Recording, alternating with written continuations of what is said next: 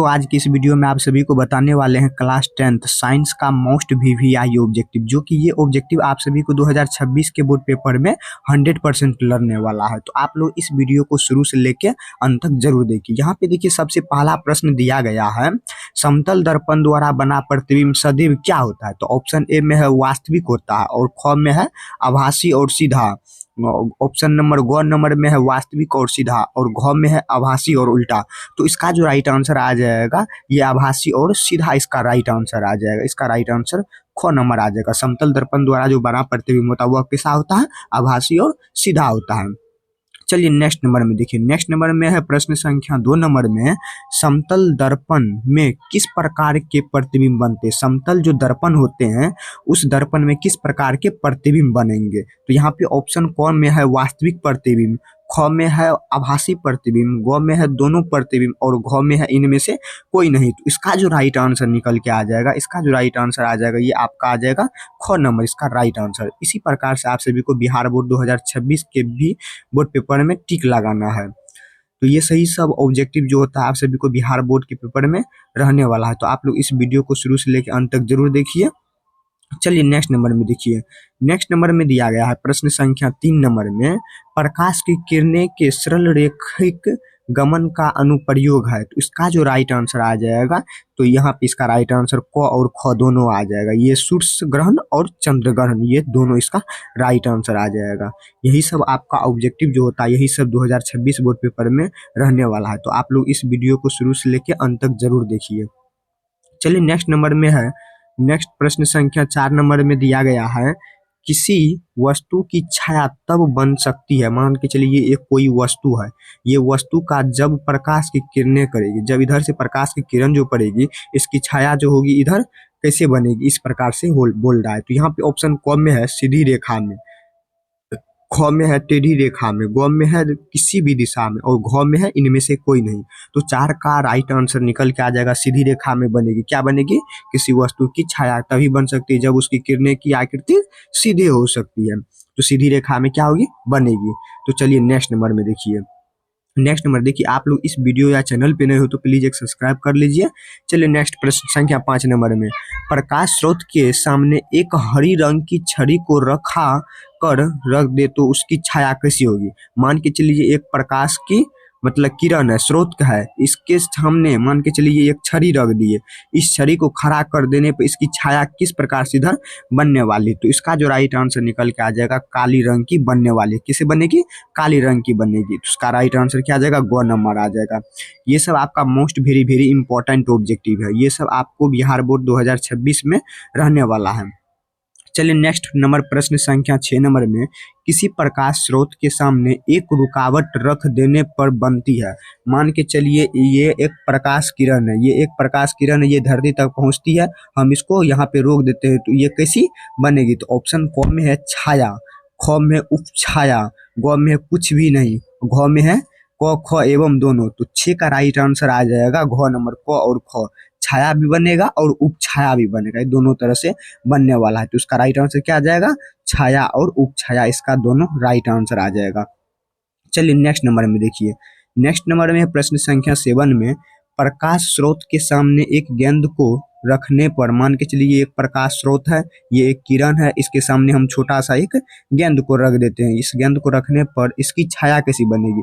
देखिए ये एक प्रकाश किरण है, इस पे हम फोकस करेंगे, हम फोकस नहीं मतलब सूर्य का किरण जो इस पे पड़ेगा तब इसका जो छाया बनेगा वह किस प्रकार से इस पृथ्वी पे बनने वाला है। तो इसका जो ऑप्शन क नंबर में है ठोस गोल, ख में है वृत्ताकार, ग में है त्रिभुजकार, घ में है चौकार। तो इसका राइट आंसर आ जाएगा वृत्ताकार जैसा बनेगा गेंद की आकृति।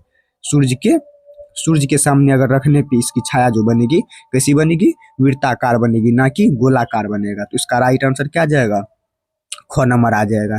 ये सब अपने दोस्तों के पास इस वीडियो को शेयर कीजिए, बहुत ही मोस्ट वेरी इंपॉर्टेंट ऑब्जेक्टिव है। चलिए नेक्स्ट प्रश्न संख्या 8 नंबर में देखिए, दृष्टि के भौतिक अनुभूति को कहा जाता है। दृष्टि के भौतिक जिसे आप फिजिक्स कहते हैं, फिजिक्स अनुभूति को क्या कहते हैं। तो ऑप्शन क में है प्रकाश, ख में है ध्वनि, प्रकाश मतलब क्या, रोशनी। ध्वनि मतलब क्या, सुनने वाला। तरंग मतलब क्या, 7 रंगों का। तो ग नंबर में तरंग, घ नंबर में इनमें से कोई नहीं। तो 8 का राइट आंसर आ जाएगा। प्रकाश जो स्रोत होता है, ये प्रकाश स्रोत जो होता है, ये भौतिक अनुभूति को कहा जाता है। तो इसका राइट आंसर क्या आ जाएगा, ख नंबर आ जाएगा। ये आपका वेरी वेरी इंपॉर्टेंट ऑब्जेक्टिव है। ये सब आपका ऑब्जेक्टिव जो है, यही ऑब्जेक्टिव आप सभी को साइंस पेपर में रहने वाला। देखिए साइंस पेपर का मतलब क्या होता है, ये एक साइंस पेपर है, ये 10th का साइंस पेपर है। तो 10th साइंस में क्या, इसमें आप सभी को फिजिक्स पढ़ना होता है, केमिस्ट्री पढ़ना होता है, बायो पढ़ना होता है। साइंस में आप सभी को ये तीनों मिक्स एक ही साथ पढ़ना होता है। आप लोग आगे जाइएगा 11th 12th में, तो ये 3 भाग में बट जाता है। फिजिक्स अलग हो जाता है, केमिस्ट्री अलग हो जाता है, बायो अलग हो जाता है। बल्कि आप सभी को 10th में एक ही साथ पढ़ना होता है। चलिए यहाँ पे ऑप्शन नंबर 9 नंबर में देखिए। तो यहाँ पे प्रश्न संख्या 9 में है, प्रकाश का एक रूप है। प्रकाश जो होती है, लाइट जो होती है, उसका एक रूप क्या होता है। तो ऑप्शन क में है शक्ति होती है, ख में है ऊर्जा का, ग में है कार्य का और घ में है बल का। तो 9 का राइट आंसर आ जाएगा ऊर्जा का। क्या होता है, एनर्जी का एक रूप क्या होता है, लाइट होता है, जिसे आप प्रकाश कहते हैं, जो हमारी पृथ्वी तक आने में कार्य करती है। चलिए नेक्स्ट प्रश्न संख्या 10 नंबर में देखिए, किसी माध्यम में प्रकाश की किरणें माध्यम के कंधों को क्या करती है। तो कंधों को क्या करती है, गर्म करती है और प्रकाशित करती है माध्यम के कणों में। तो इसका क्या आ जाएगा, गति प्रदान करती है। तो 10 का राइट आंसर जो आ जाएगा, इसका राइट आंसर, ये तीनों इसका राइट आंसर आ जाएगा। ये तीनों बिल्कुल ही सही है, बिल्कुल ही सही है। इसी प्रकार से आप सभी को टिक लगाना है बिहार बोर्ड के पेपर में भी। चलिए नेक्स्ट नंबर में देखिए, नेक्स्ट नंबर में दिया गया है प्रश्न संख्या 11 नंबर में, प्रकाश किस ऊर्जा का रूप है। मान के चलिए ये एक प्रकाश है, प्रकाश है, प्रकाश जो होता है वह किस ऊर्जा का, एनर्जी का रूप होता है। तो ऑप्शन क में है विकिरण ऊर्जा, क्या, विकिरण ऊर्जा। और ख में है एक बल, मतलब यह एक बल है। ऊर्जा क्या है, यह एक बल है। तो इसका ग नंबर में देखिए क ख दोनों और घ में इनमें से कोई नहीं, विकिरण ऊर्जा होता है। क्या होता है, प्रकाश एक ऊर्जा का क्या रूप कहलाता है, विकिरण ऊर्जा कहलाता है। तो उसका राइट आंसर क नंबर आ जाएगा।